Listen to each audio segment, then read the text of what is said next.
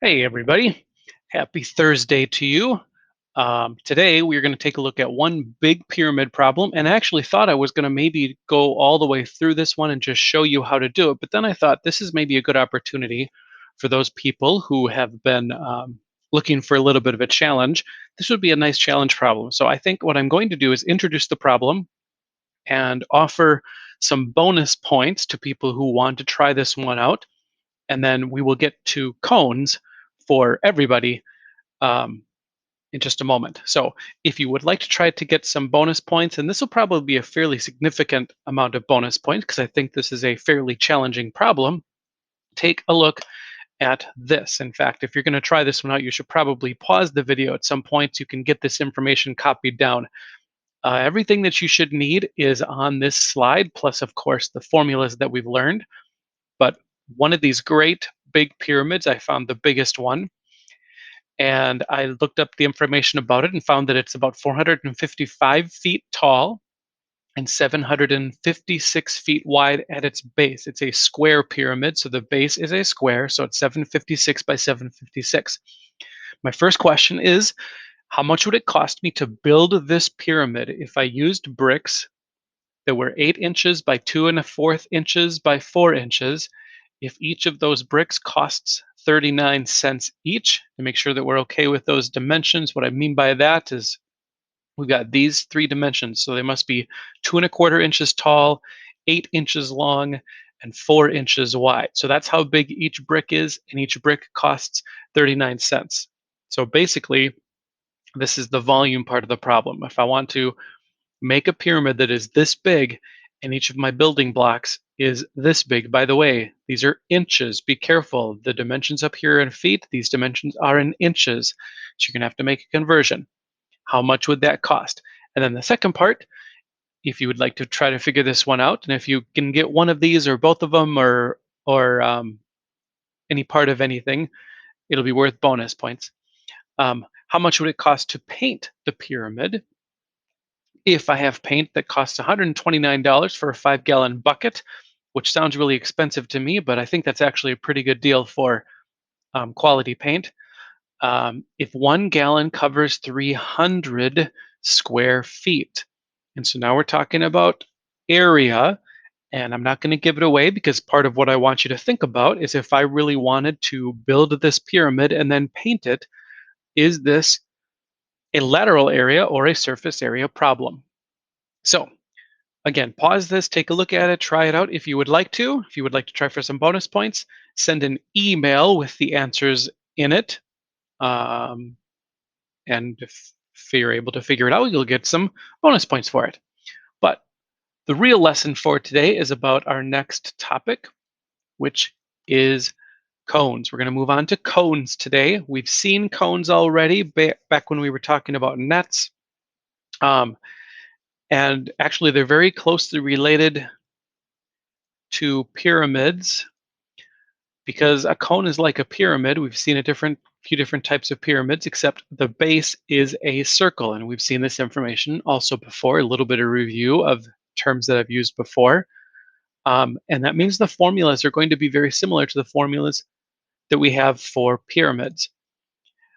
For pyramids, we said that the total surface area was the number of faces times the length of one of the sides, or we called this the perimeter of the base. But the perimeter of the base, if I have a circle, is just either pi times diameter or 2 times pi times radius. The area of the base is a circle, so that's going to end up looking like just pi r squared. And then for the volume formula, same idea. Area of the base is pi r squared, and the height of the cone is just like a height of a pyramid. So these are the formulas for circumference and area for a circle. We've seen these before.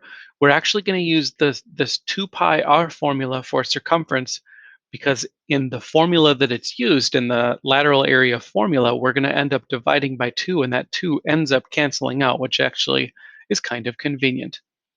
And so just plugging into the formulas, those are the same formulas I had on the previous slide. Lateral area is the circumference of the base times the slant height divided by 2, but that simplifies, and it's just pi times the radius times the slant height.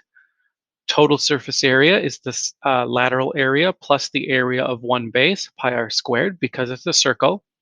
And then the volume of a cone, just like the volume of a pyramid was area of the base times the height divided by 3, area of the base just happens to be pi r squared because it is a circle. So these are the three formulas for a cone. I would strongly suggest, if you have not already done so, get these written down. Maybe pause the video so you can get them written down in your notes so that you will be able to have access to those when we have a test, probably next week. And so I would just like to take a look at a couple different problems today. And these are going to feel very similar to pyramid problems because the ideas are still the same. I want to use this. I've got the height, I've got the radius, which means I'll be able to figure out the circumference using that formula. I can find the area of the base using the area formula. This is actually easier than pyramids because of the whole pi r squared. All of them end up looking the same. But the first thing we need to take a look at is the length of the slant height. This length right here, we're going to need that for the lateral area. And the way I've got this drawn out, you can see pretty nicely, we've got this right triangle. 5 squared plus 12 squared equals the slant height squared. And so if I write that out, 5 squared plus 12 squared equals the slant height squared, we find that 169 is equal to the square of the slant height. And if you take the square root of that, you'll find that the slant height is 13. And so there we go. We've got the radius of the base, I've got the height of the cone, and I've got the slant height of the cone also. So finding all of these things, we should be able to do. I'm going to get rid of some of this to give myself a little bit more space. And I'm just going to go straight to the formulas. My formula says the lateral area is pi times the radius of the base times the slant height, which we found on the previous problem. And so 5 times 13 is 65. This is 65 pi. If I ask you for an exact answer, 65 pi would be the correct exact answer. If I want an approximation, we could say that this is approximately equal to, and when I plug this in my calculator, I get about 204.2.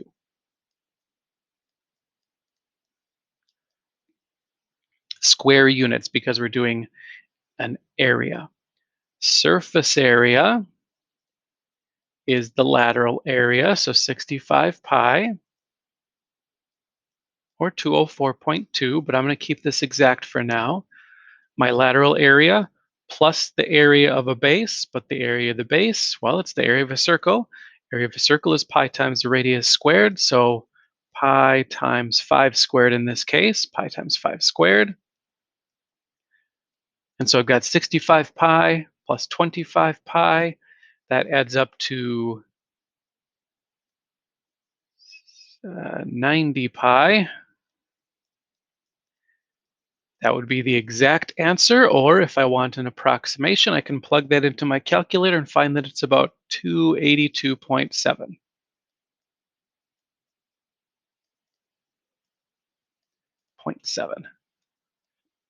And then finally my volume.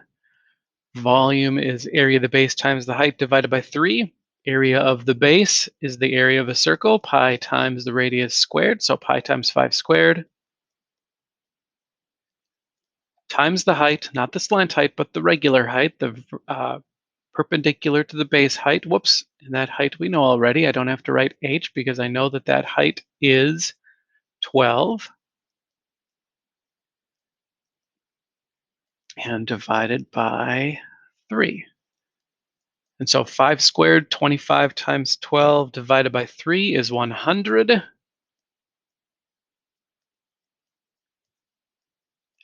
And even though I haven't actually seen you guys since Pi Day, we can use digits of pi to figure out that 100 times pi would be 314, well, I'll round it to 314.2. Again, these three are exact answers: 65 pi, 90 pi, and 100 pi. Those are exact answers. These three are approximations.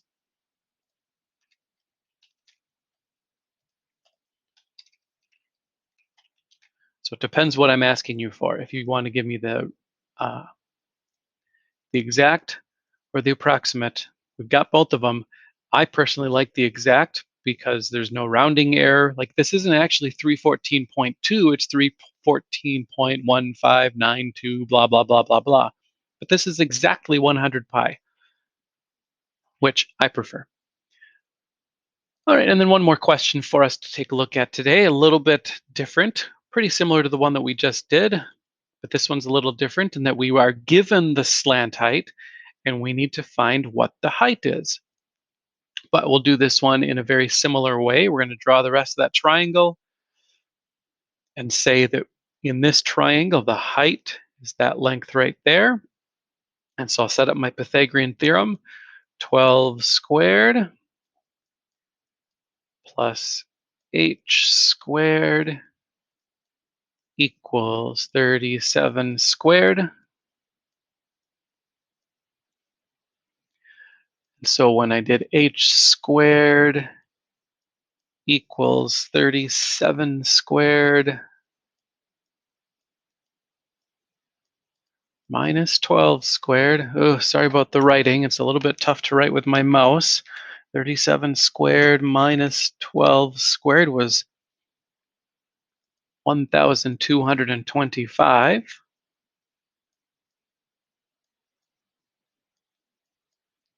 And so my height is the square root of 1,225, and I found that to be 35.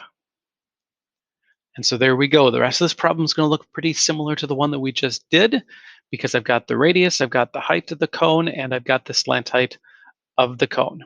And so I'll start using my formulas. I'll first say that the lateral area is pi times the radius times the slant height. 12 times 37 is 444. I'm just going to do this. Hopefully this is a little easier. I need the pi.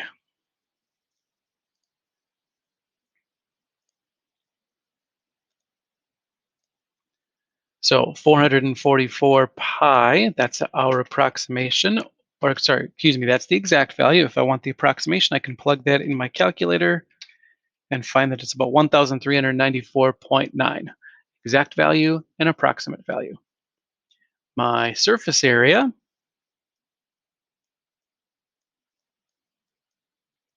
is the lateral area, which was 444 pi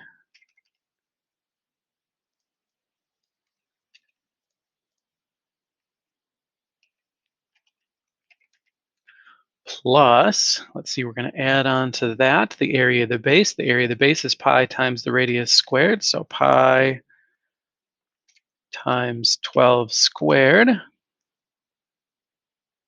And when I plug that into a calculator, I found that to be 588 pi, which is approximately, my calculator told me it was about 1,847.3. There we go again. I've got the exact value here. I've got the approximate value there just by plugging in the formula. Lateral area plus the area of the base, where the area of the base is pi r squared. And then finally, my last one, the volume of a cone is area of the base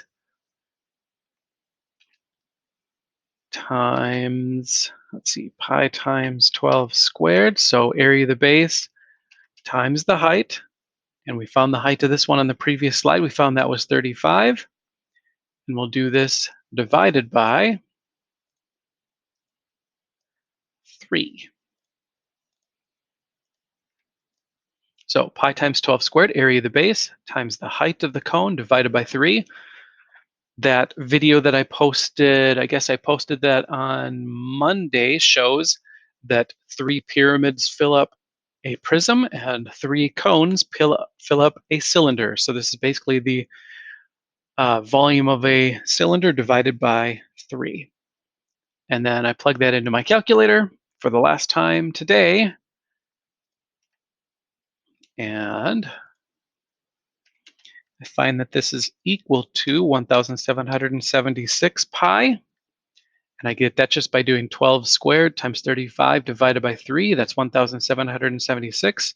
So with the pi in there, it's 1,776 pi, which is approximately equal to, and I typed it in my calculator, 1776 times 3.14, and I got 5,579.5 for my volume. And there we go. Some of the questions on your homework tonight are not going to ask for exact values. Some of them will, so just keep in mind. The only difference between them is that if I want the exact value, leave it with the pi in. If I don't want the exact value, then you can just plug it all into your calculator and get the answer straight, from the formula. So there we go. Tomorrow, we will do a little bit of working backwards. It'll be prisms backwards, just like we did pyramids backwards and prisms backwards. First forward, then backwards. Next week, we're going to be taking a look at spheres. That'll probably just take us one day. And then we'll be getting ready for the test that'll be later next week. All right. Hope you guys are having a great day. Hopefully you get a chance to get outside and enjoy the weather. Actually, I'm not sure. I'm recording this on Tuesday, so maybe the weather's not even good by the time you are watching this video. But hopefully you're having a good day anyway. If you have any questions, contact me through email, Google Hangouts, or through Schoology, or find another way to get in touch with me. Otherwise, have a wonderful day. Bye-bye.